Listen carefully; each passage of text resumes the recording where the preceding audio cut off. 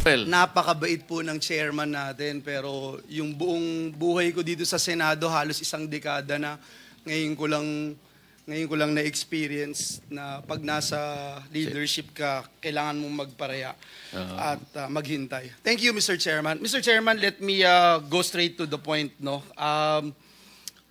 We owe it to our people, especially my kababayan in Bulacan. May lumabas po na yung ghost projects, nakakainit na ng ulo yung flood control projects, and 3 taon na po yan dito sa Senado na tinatakel. Unfortunately, wala pa rin nangyayari. Yung 3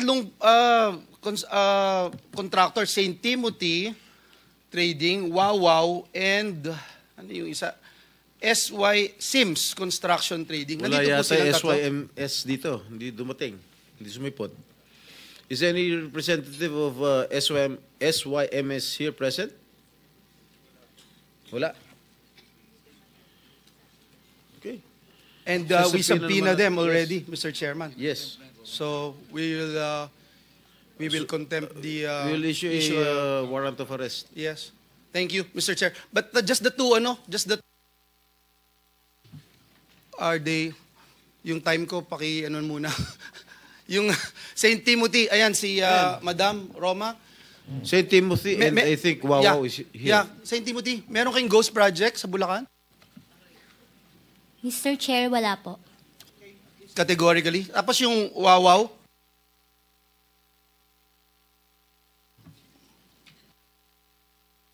Good morning po. Yeah, can you answer yes or no? Ghost project? Can you turn on the microphone, please?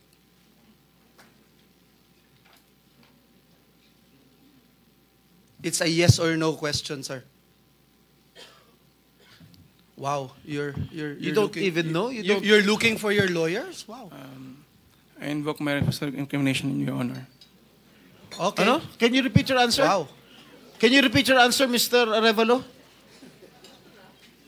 I invoke my right for self-incrimination, Your Honor. My God, the question of the majority floor leader is very simple. It's very simple. Do you have any ghost project in any of the areas here in the Philippines? Answer.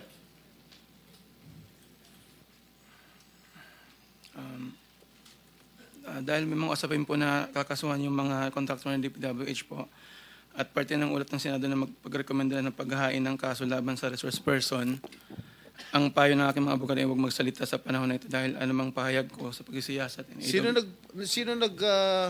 utos sa'yo na huwag magsalita?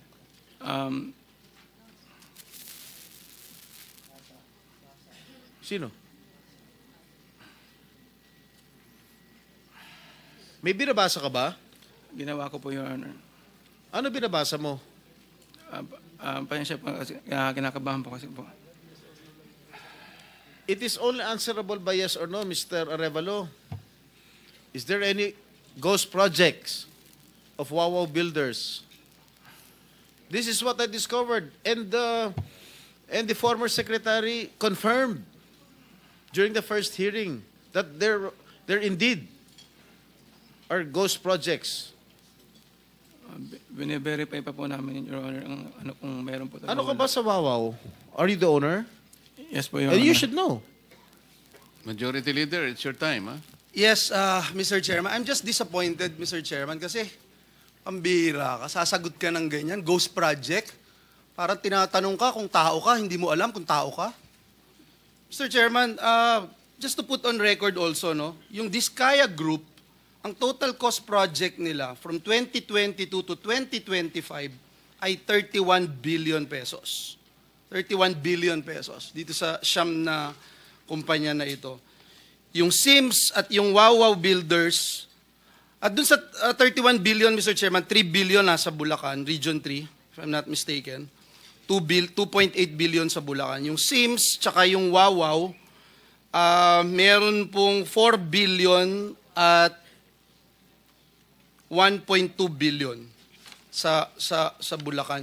May I know from COA kung na-audit niyo po itong tatlo na itong binanggit ko na ito, na kumpanya? Sir, ito po yung mga na-subject for audit, fraud audit, especially for Bulacan po, sir, Your Honor. Yes, and nakita nyo may ghost project. Kaya hindi makasagot ito eh. Oh. Opo. Can you confirm? Hindi ko pa po ma-confirm, Because sir, we're going dahil to get the... Wala po We akong- subpoena already the Yes. document. So, Opo. can you confirm? Yes or Your no? Honor, wala po akong kopya nung audit highlights. Do you also audit itong pickup? Meron po tayong mga auditors assigned sa DTI, Your Honor, at may mga findings din po sila, kaya na-audit din po yung pickup po. I'll go with the pickup, no? Nandito si Dr. Dakay. Dr. Dakay, ilan kayo sa board? Can you just mention the names? Tatlo? Yeah, there are 3 of us, Your Honor. Engineer Ernie Bagaw, Engineer Arthur Escalante, and myself. Okay. Kayong tatlo, as board members ng pickup, are you also contractors, officers, or owners of companies that have government contracts with DPWH or LGUs, sir? Our company, Your Honor, does not have any projects with the DPWH. Kayong tatlo na members ng board. I have documents here to prove something, sir.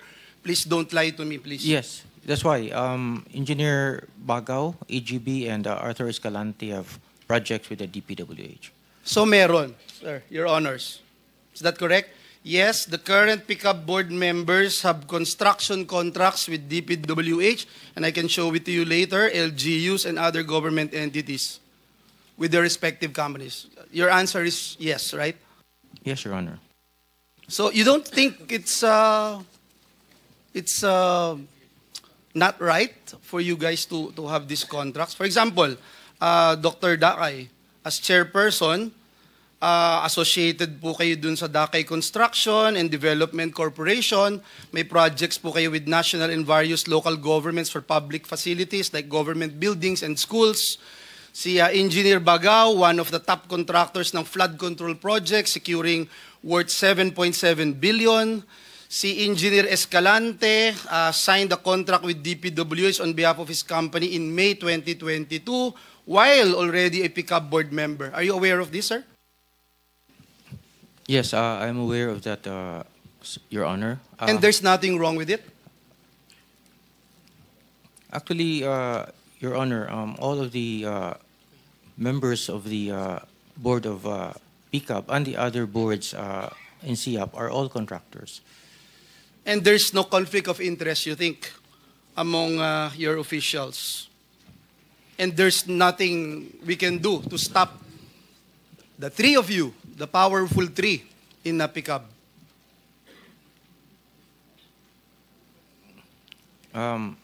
Your Honor, if I may speak for myself, we do not have any government projects, Your Honor. We used to have, but not anymore. And I will no longer belabor the issue. I think it's very clear, Mr. Chairman, what I'm trying to raise here. Yung sa DPWH, paano natin napiprevent yung pag-rent out o yung purchase ng... with the indulgence of the gentleman from San Juan. Mr. Chair, I was the head of the PICAB is saying na magsasagawa sa ng investigasyon. Ano pa ang kredibilidad ninyong gumawa ng investigasyon, Mr. Chair? Kung kayo mismo, mga board of directors nyo, mga kontratista, may mga kontrata sa gobyerno, ikaw, may proyekto, may contractor ka din, do sinasabi mo kanina, wala kang proyekto sa gobyerno. How can you do that? Mr. Chair, pinagluloko tayo ni mga ito.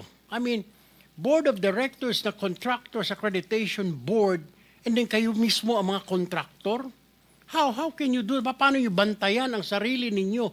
Paano pa babantayan ninyo yung mga ibang tao, ibang kumpanya kung sarili ninyo hindi nyo mabantayan? Sige nga, di ba dapat ang tanong sa inyo, Mr. Chair, kailan kayo mag-resign? Well, actually, there's already an announcement by Secretary Vince Dizon na he will suggest, Mr. Chair, today lang po, kalalabas lang po, na he would order a sweeping revamp of the Philippine Contractors Accreditation Board. Kasama po kayo doon. Kaya yung sinasabi ho ninyo ng mga investigasyon, kalokohan po yun, Mr. Chair. Dahil, alam naman ho ninyo, Paano ngayon, Mr. Chair, pagre-resign, mga miyembro lahat kayo, may mga negosyo kayo sa gobyerno, Mr. Chair. Meron kayong mga kontrata sa pamahalaan sa DPWH. That's all, Mr. Chair. Excuse me, Chairman.